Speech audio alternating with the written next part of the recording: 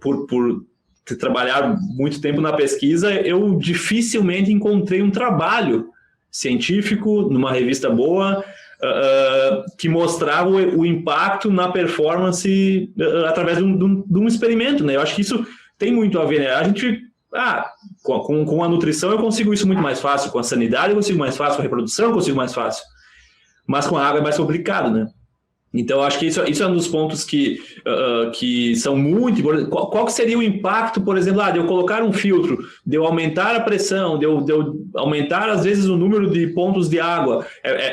Eu tenho alguns trabalhos que mostram o número de pontos de água com uma relação com a performance, que é óbvio, né? Se a gente aumentar a disponibilidade de água visual e de pontos, melhora a performance em uma certa proporção, mas eu acho que é muito isso, né? A gente não vê muita coisa científica de experimentos com água, porque é muito complicado rodar, né? É muito relativo, né? Cada propriedade é uma condição, né? Então, eu vejo, às vezes, até a própria Embrapa tem bons materiais, tem, sabe, um conteúdo muito técnico, muito profissional ali com relação à água, porém, não é uma receita de bolo, né? É difícil, realmente complicado, porque eu tenho, por exemplo, Mato Grosso, algumas regiões do Mato Grosso ali, é plano, totalmente plano, não tenho nem onde colocar um reservatório, onde tem uma boa coluna de água para ter uma boa pressão, né? Eu tenho regiões onde é uma pirambeira, onde eu tenho dificuldades por excesso de pressão nas instalações. Então, não dá para realmente fazer uma receita padrão e aplicar para todos, né? O que precisa realmente é ter um assessoramento desses clientes, acompanhar ali os projetos de expansão, né? Onde, por exemplo, você já tenta fazer com que o suinocultor olhe lá na frente, né? E tente prever possíveis aumentos de consumo, obras de expansão na propriedade, né? E que ele já coloque embaixo do solo dele tubulações adequadas e sistemas prontos para o futuro, né? É muito mais caro eu ter que escavar novamente, preparar toda uma infraestrutura, né? Trocar reservatórios, aumentar isso, simplesmente porque lá no passado eu não planejava, né, uma instalação maior, uma instalação mais robusta, né? Com relação, por exemplo, à parte de sistemas de filtragem que eu havia comentado, né?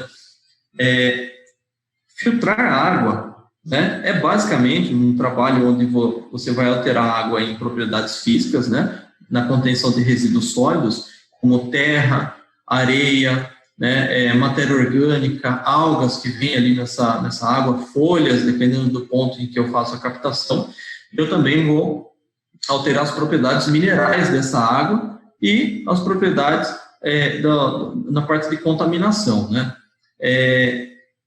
Por exemplo, né, algo simples, terra, areia, né, e matéria orgânica.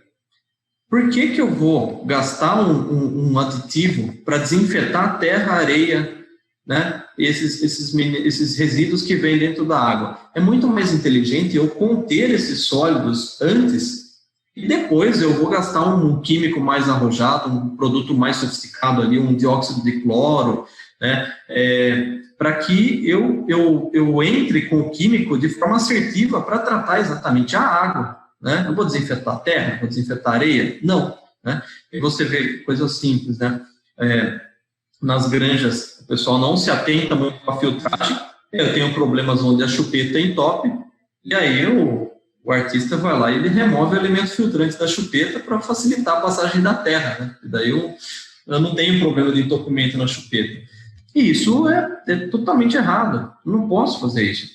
Então, assim, a filtragem, quando feita de forma adequada, com filtros de maior dimensionamento, eu consigo espaçar esses intervalos de limpeza para que eu consiga fazer uma limpeza semanal, uma limpeza quinzenal, né? Que eu tenha filtros com uma maior capacidade cúbica para que eu armazene essa terra, essa areia, que vem muito, é normal. Tem épocas do ano, época de chuva, tem muita terra, muita areia que vem da fonte de água, né? Que em alguns casos isso pode acabar decantando até dentro do reservatório, né? Você pega uma caixa d'água central, você vai fazer uma limpeza da caixa d'água, tira ali 200, 300 quilos de terra de dentro da caixa, porque não usou um filtro, né? Que era um sistema simples.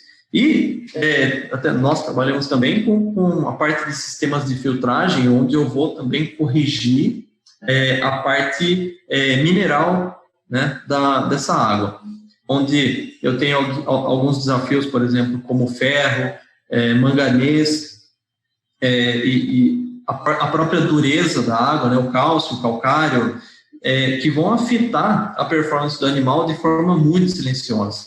Tá? Então, um exemplo muito simples quando eu tenho, por exemplo, altas concentrações de ferro na água, eu não tenho uma ação do cloro.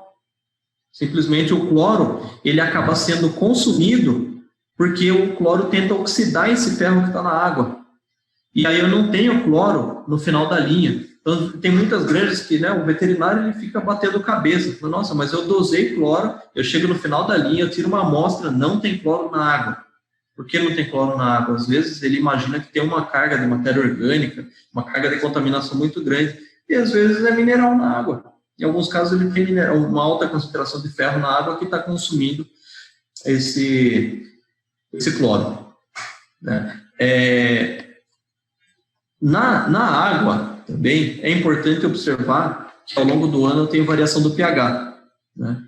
E o pH ele influencia muito para o animal, ele influencia muito ali para a multiplicação das bactérias, né? Os patógenos, eles, dependendo da faixa de pH, ele consegue se multiplicar de uma taxa muito maior, né?